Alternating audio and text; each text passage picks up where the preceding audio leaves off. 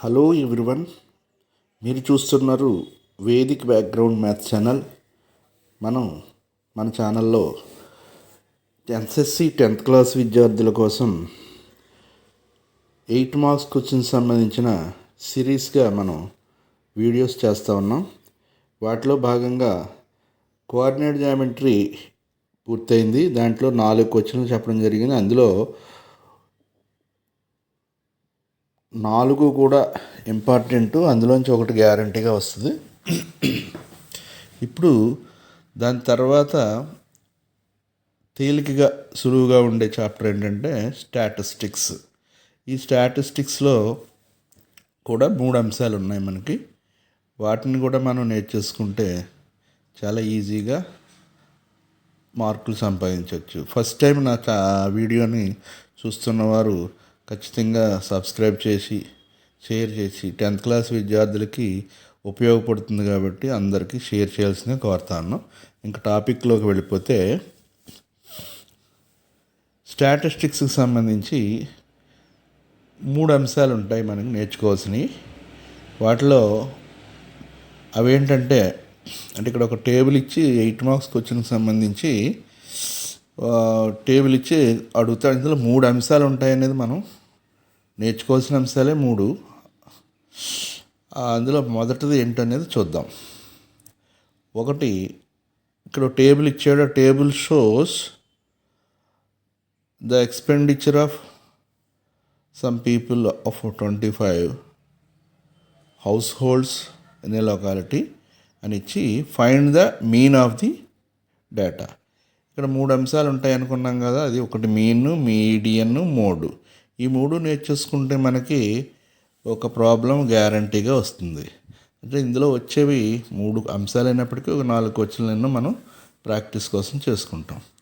First దీన్ని ఇచ్చిన టేబుల్ని మనం మీన్ కట్టాలి కాబట్టి నిలువుగా కన్స్ట్రక్ట్ చేసుకోవాలి. అంటే ఇక్కడ ఇచ్చిన హెడ్డింగ్సే మీరు రాసుకోవచ్చు, లేదా జనరల్గా ఇలా క్లాస్ అని, ఫ్రీక్వెన్సీ అని పెట్టేసుకుంటే సరిపోద్ది. అంటే నిలువుగా రాసేయండి టేబుల్ని. నిలువుగా రాసిస్తే 100 క్లాసెస్ వచ్చి 100 to 150, అంటే 100 నుంచి 150 వరకు ఒక రేంజ్ అది క్లాసు. అలాగే 150 నుంచి 200కి ఇంకో క్లాసు, 200 నుంచి 250కి ఇంకో క్లాసు, 250 నుంచి 300 అనేది మరొక క్లాసు, తర్వాత 300 నుంచి 350కి మరొక క్లాసు. ఇలాగ 5 క్లాసెస్ ఇచ్చాడు ఇక్కడ. వాటికి రెస్పెక్టివ్ ఫ్రీక్వెన్సీస్ ఇచ్చాడు. వాటికి తిన్నగా రాసుకోవాలి. 4, 5, 12 ఇలా ఇచ్చుకుంటూ వచ్చాడు. 4 దీని తిన్నగా దాన్ని రాయండి. 5, 12, తర్వాత 2, అగైన్ 2. ఇప్పుడు ఈ 2 లైన్లు, ఈ 2 కాలమ్స్ వాడు ఇచ్చేసాడు. చూసి రాసుకోవడమే, చాలా ఈజీ మాట. ఇప్పుడు మీన్ కట్టడానికి ఇక్కడ మరొక 3 కాలమ్స్ని మనం కన్స్ట్రక్ట్ చేసుకోవాలి. మీన్కి 3, మీడియన్కి 1, మోడ్కి 0, ఏమీ లేదు అనేది గుర్తుపెట్టుకుంటే, ఒక రిథమిక్గా మర్చిపోకుండా గుర్తుపెట్టుకుంటే ఆ ప్రకారంగా మనం టేబుల్ని తయారు చేసుకోవచ్చు. సో ఇక్కడ మీన్ కాబట్టి కట్టాల్సింది 3 కాలమ్స్ని మనం నిర్మించుకుంటాం. అవి ఏంటనేది ఇప్పుడు చెప్తా. ఫస్ట్ది ఏంటంటే ఇక్కడ క్లాసెస్ ఇచ్చాడు, ఫ్రీక్వెన్సీ వాడు ఇస్తాడు కాబట్టి వాటి రెండింటిని రాసేసుకుంటాం. ఇంకా క్లాసెస్కి తర్వాత ఎక్స్ఐ అంటే mid values of the classes. Mid values means class mark, ఏదన్నా ఒకటి క్లాస్ మార్క్ అనొచ్చు, మిడ్ వాల్యూస్ అనొచ్చు. తర్వాత హెడ్డింగ్ వచ్చి యూఐ అంటే ఏమిటనేది ఇక్కడ రాయాల్సిన అవసరం లేదు. యూఐ అని రాసేసుకుంటే సరిపోద్ది. అయినా దాని ఫార్ములా ఏంటో నీకు చెప్తా. లాస్ట్గా ఎఫ్ఐ యూఐ 2 మల్టిప్లై చేసి ఇక్కడ వేసుకోవాలి. ఎఫ్ఐ ఉంది, యూఐ ఉంది. ఈ రెండు కాలమ్స్ మల్టిప్లై చేసి ఇంకొక కొత్త కాలమ్గా తయారు చేసుకోవాలి. ఓకే, ఎక్స్ఐ ఎలా తయారు చేయాలనేది ఇప్పుడు మనం చూద్దాం. తర్వాత యూఐ, తర్వాత ఎఫ్ఐ యూఐ ఎలా వస్తుందనేది మనం ఒకసారి చూసేద్దాం. అంటే యూఐకి ఫార్ములా ఎక్స్ఐ మైనస్ A/H. అవి ఏంటో ఒకసారి మనం డిస్కషన్ చేద్దాం. ఇప్పుడు ముందుగా మనకి ఇలా కన్స్ట్రక్ట్ చేసిన తర్వాత ఎఫ్ఐ కాలం ఒకటి, ఎఫ్ఐ కాలం ఒకటి అడిషనల్గా టోటల్స్ చేయాల్సిన అవసరం ఉంటుంది. అంచేత ఆ రెండింటినీ ముందుగానే ఇలాగా ఫ్రేమ్ చేసుకుంటే ఇలా ఫ్రేమ్ తయారవుతుంది. ఇక్కడ ఎక్స్ఐ అంటే నేను చెప్పిన క్లాస్ మార్క్ అనొచ్చు, లేదా మిడ్ వాల్యూస్ అని అనొచ్చు. అందుకని అట్లా రాసుకున్నాం. లేకపోతే ఏం రాయకపోయినా ఎక్స్ఐ యూఐ అని రాసేసినా సరిపోద్ది. ఇప్పుడు ఫస్ట్ క్లాస్ చూసుకుంటే 100 నుంచి 150 వరకు ఉంది. దీనికి మిడ్ వాల్యూ అనగా రెండూ కలిపేసి సగం చేసేయడమే. రెండు కలిపితే ఎంతండి? 100ని 150 కలిపితే 250. 250లో సగం 125 అవుతుంది. అంతే కదండి. అది ఇక్కడ వేసుకుంటాం. ఫస్ట్ కాలంలో వేసుకుంటాం మిడ్ వాల్యూగా ఫస్ట్ కాలం, ఫస్ట్ క్లాస్కి సంబంధించి.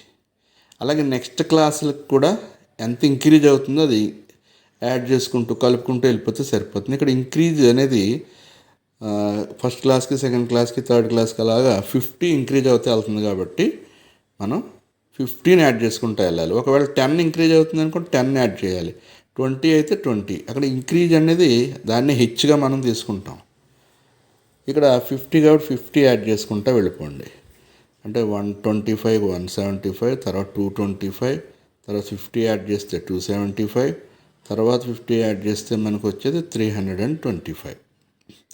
ఇప్పుడు ఇందులోంచి ఈ ఎక్సైల్లోంచి ఒకదాన్ని సెలెక్ట్ చేసుకోవాలి.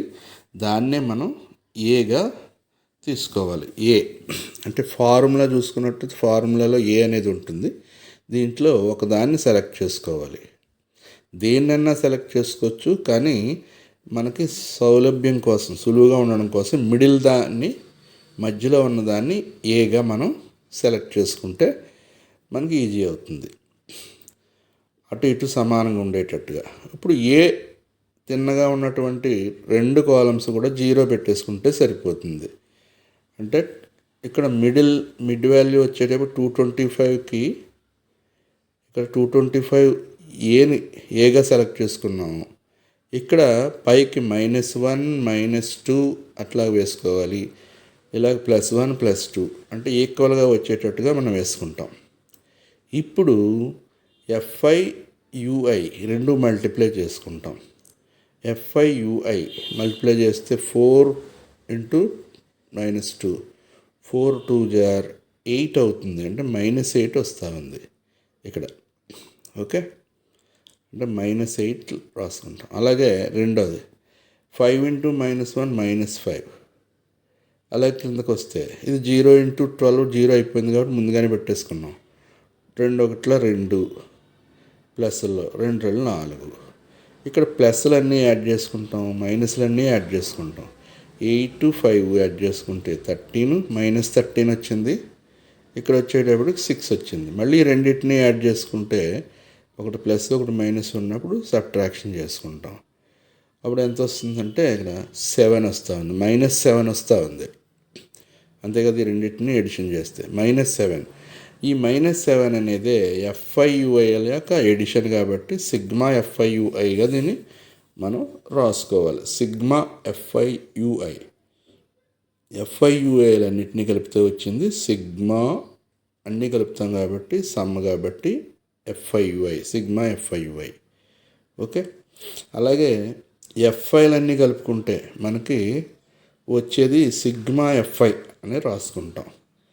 ఇక్కడ వచ్చేటప్పటికి మనకి ఆన్సర్ ఎంత వస్తుంది? అన్నీ కూడితే వచ్చేది 25 కనిపిస్తుంది.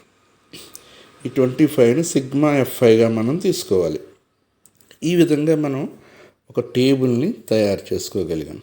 ఈ టేబుల్కి మొత్తం క్వశ్చన్కి 8 మార్కులు కాబట్టి ఈ టేబుల్ 8 మార్కులకి 4 మార్కులు సంపాదించవచ్చు ఓన్లీ టేబుల్ చేసుకుంటే. ఒక టేబుల్ తయారు చేసి అన్ని కాలమ్స్ ఫిల్ చేస్తే మీకు వచ్చే 4 మార్క్స్ లభిస్తాయి. అదనంగా 4 మార్క్స్ ఎట్లాగంటే మిగతా ఫార్ములా వేయటం దాని క్యాలిక్యులేషను అన్నీ చేస్తే మిగిలిన 4 మార్క్స్ 8కి 4 వస్తాయి టేబుల్ తయారు చేసుకుంటే కేవలం. సో దీనికి mean is equal to formula అందంగా రాసుకుందాం. A plus sigma FI UI by sigma FI into H.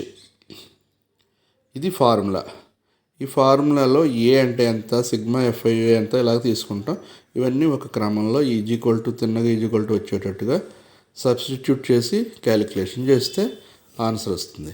అయితే ఇక్కడ ఉన్న అంశాల్లో మనకి టేబుల్ ద్వారా కొన్ని రాసుకోవచ్చు. From the table A equal to 225 కదండి. ఏ అక్కడ మనం ఐడెంటిఫై చేసుకున్నాం 225. అలాగే సిగ్మా ఎఫ్ఐ యుఐ ఇక్కడ ఎంత వచ్చింది టేబుల్ నుంచి -7 వచ్చింది. ఇవి కూడా రాసుకుంటాం. అలాగే సిగ్మా ఎఫ్ఐ కూడా 25 వచ్చింది. అది కూడా అవసరమే ఫార్ములాకి. అలాగే హెచ్ అంటే ఇక్కడ ఎంత ఇంక్రీజ్ అవుతుంది అనేది పైనుంచి కిందకి చూస్తే దాన్ని మనం తీసుకుంటాం. అదే ఇక్కడ హెచ్గా తీసుకుంటాం. హెచ్ ఈజ్ ఈక్వల్ టు ఎంత వచ్చిందంటే 50గా మనం తీసుకుంటాం. ఇప్పుడు మీన్ ఫార్ములా వేయటం, దాంట్లో సబ్స్టిట్యూట్ చేయడం. ఏకి తిన్నగా ఏ వాల్యూ వేసుకోండి. ఏ వాల్యూ అంతా 225 ప్లస్ సిగ్మా ఎఫ్ఐ యుఐ ఎంత ఉందండి ఇక్కడ -7 బై 25 ఇంటూ హెచ్ 50. హెచ్ అంటే 50 వేసుకున్నాం. ఈ 25 50లో క్యాన్సిల్ చేసుకోవచ్చు. ఈ 225 అట్లాగే రాసి మళ్ళీ ఈక్వల్ టు పెట్టి మైనస్ పెట్టుకోండి. ఇక్కడ ప్లస్ అలా మైనస్ అవుతుంది. Plus into minus. ఈ 25 50లో 2 టైమ్స్ పోతుంది. 2 7 = 14 -14 వస్తూ ఉంది. అంటే 225 - 14 అయింది. 225 - 14 చేస్తే ఎంత వస్తుందంటే 200 అంటే 25లోంచి 14 పోతే 11 వస్తుంది. కాబట్టి 211. ఈ విధంగా మనకి మీన్ ఫైండ్ అవుట్ చేయడం జరిగింది. ఓకే, ఇక్కడ మీన్ కట్టడానికి ఒకే ఒక మెథడ్ నేర్చుకుంటే సరిపోద్ది. అదేంటంటే స్టెప్ డీవియేషన్ మెథడ్ అంటారు దాన్ని. అంటే ఇక్కడ 3 మెథడ్స్ ఉన్నాయి, కానీ ఈ ఒక్క మెథడ్నే మనం నేర్చుకుంటే సరిపోద్ది. ఏది అడిగినా ఒక మెథడ్ ఇచ్చేస్తే సరిపోద్ది, ఒక మెథడే ఆన్సర్ చేస్తే సరిపోద్ది. అంచేత ఒకే formula A plus sigma FI UI by sigma FI into H అనేటటువంటిది నేర్చుకుని మనం దాని ద్వారా మిగతా లెక్కలను కూడా ప్రాక్టీస్ చేసుకుంటే ఈజీగా అనిపిస్తుంది. ఈ విధంగా మీన్ కట్టేటప్పుడు ఒకటే ఒక మెథడ్ నేర్చుకోండి, అది ఉపయోగపడుతుంది. Okay, thank you.